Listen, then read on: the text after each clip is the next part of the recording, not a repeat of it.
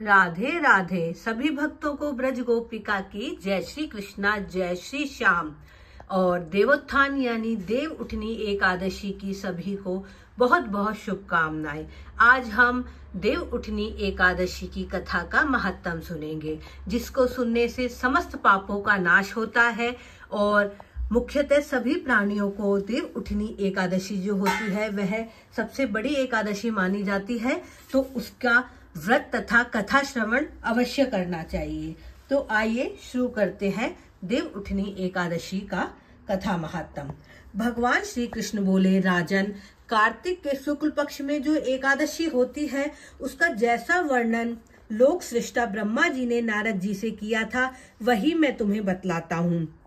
नारद जी ने कहा, पिताजी, जिसमें धर्म कर्म में प्रवृत्ति कराने वाले भगवान गोविंद जागते हैं, उस प्रबोधनी एकादशी देव उठनी एकादशी का मुझे कृपा करके महत्तम बतलाइए। ब्रह्मा जी बोले, मुनि श्रेष्ठ, प्रबोधनी का महत्तम पाप का नाश, पुण्य की बुद्धि तथा उत्तम बुद्धि वाले पुरुषों को मोक्ष प्रदान करने वाला है। समुद्र से लेकर सरोवर तक जितने भी तीर्थ हैं वे सभी अपने महत्तम की तभी तक गर्जना करते हैं जब तक कार्तिक मास में भगवान विष्णु की प्रबोधनी तिथि नहीं आ जाती। प्रबोधनी एकादशी को एक ही उपवास कर लेने से मनुष्य 1000 अश्वमेध और 100 राज सूर्य यज्ञ का फल पा लेता है। बेटा, जो दुर्लभ है उसकी प्राप्ति असंभव है तथा जिसे त्रिलोकी में किसी ने भी नहीं देखा, ऐसी वस्तु के लिए भी याचना करने पर प्रबोधनी एकादशी उसे देती है। भक्ति पूर्वक उपवास करने पर मनुष्यों को हरिबोधनी एकादशी, देव उठनी एकादशी ऐश्वर्य, संपत्ति, उत्तम बुद्धि, राज्य तथा सुख प्रदान करती है। मेरु पर्वत के समान जो बड़े बड़े पाप हैं उन सबको यह पाप नाशनी प्रबोधनी एक ही उपवास से भस्म कर देती है।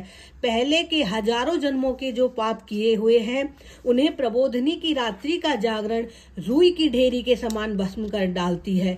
जो लोग प्रबोधनी एकादशी का मन से ध्यान करते हैं तथा जो इसके व्रत का अनुसंधान करते हैं उनके पितर नरक से दुखों से छुटकारा पाकर भगवान विष्णु के परम धाम को चले जाते हैं। ब्राह्मण, अश्वमेध यज्ञ आदि से जिस फल की प्राप्ति कठिन है वह प्रबोधनी एकादशी के जागरण से अनायास प्राप्त हो जाती है। संपूर्ण तीर्थों में नहाकर स्वर्ण और पृथ्वी दान करने पर जो फल मिलता है वह श्री हरि के निमित्त जागरण करने मात्र से मनुष्य प्राप्त कर लेता है।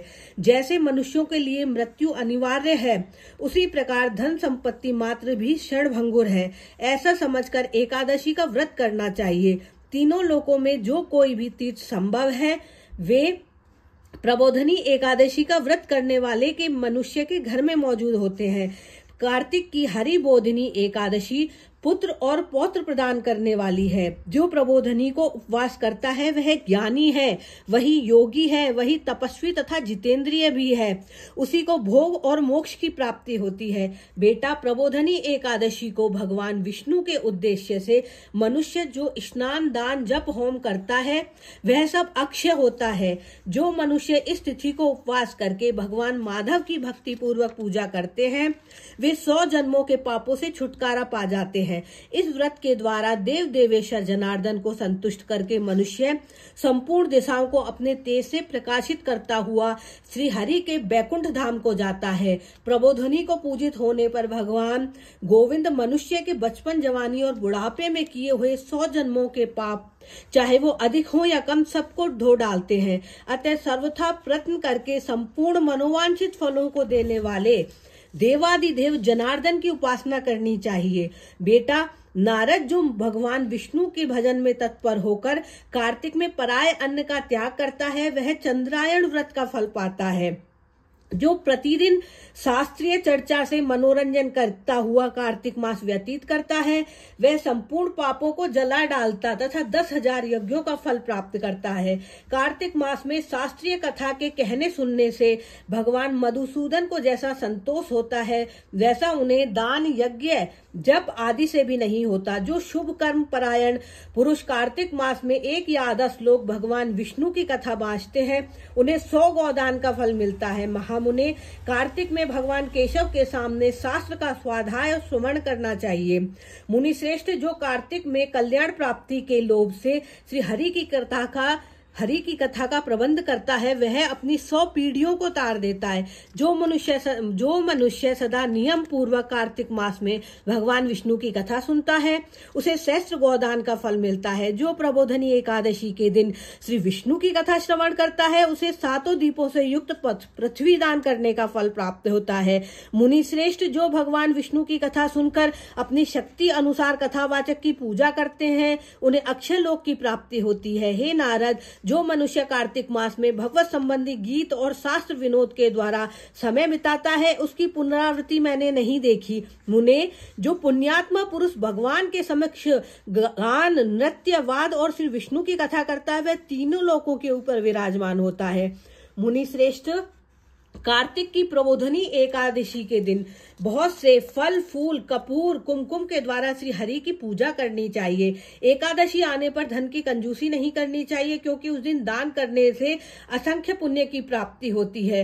प्रबोधनी को जागरण के समय शंख में जल लेकर फल और नाना प्रकार के द्रव्यों से भगवान की पूजा करनी चाहिए। तीर्थों में स्नान करने तथा सब प्रकार के दान से जो फल मिलता है वही प्रबोधनी एकादशी को अर्घ देने से करोड़ गुना प्राप्त होता है। देवर्षि, अर्घ के पश्चात भोजन, दक्षिणा आदि के द्वारा भगवान विष्णु की प्रसन्नता के लिए गुरु की पूजा करनी चाहिए। जो मनुष्य उस दिन श्रीमद् भगवत गीता का पाठ सुनता और पुराण का पाठ करता है उसे एक एक अक्षर पर कपला दान का फल मिलता है।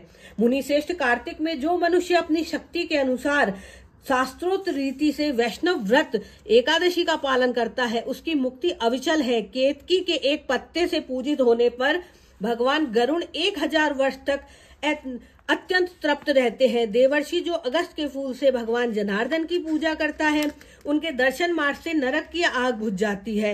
वत्स, जो कार्तिक में भगवान जनार्दन को तुलसी के पत्र और पुष्प अर्पित करता है उनका जन्म भर का किया हुआ पाप भस्म हो जाता है। मुने, जो प्रतिदिन दर्शन, ध्यान, नाम कीर्तन, नित्य पूजन, नमस्कार के द्वारा तुलसी में 9 प्रकार की भक्ति करते हैं वे कोट सहस्त्र युगों तक पुण्य का विस्तार करते हैं। नारद, सब प्रकार के फूलों और पत्तों को चढ़ाने से जो फल मिलता है वह कार्तिक मास में तुलसी के एक पत्ते से मिल जाता है। कार्तिक आया देख प्रतिदिन नियम पूर्वक तुलसी के पत्तों से महाविष्णु जनार्दन का पूजन करना चाहिए। 100 यज्ञों द्वारा देवताओं का यजन करने और अनेक प्रकार के दान देने से जो पुण्य मिलता है वह कार्तिक में तुलसी दल मात्र से केशव की पूजा करने पर प्राप्त हो जाता है। बोलिए प्रबोधनी एकादशी की जय, देवउठनी एकादशी की जय हो।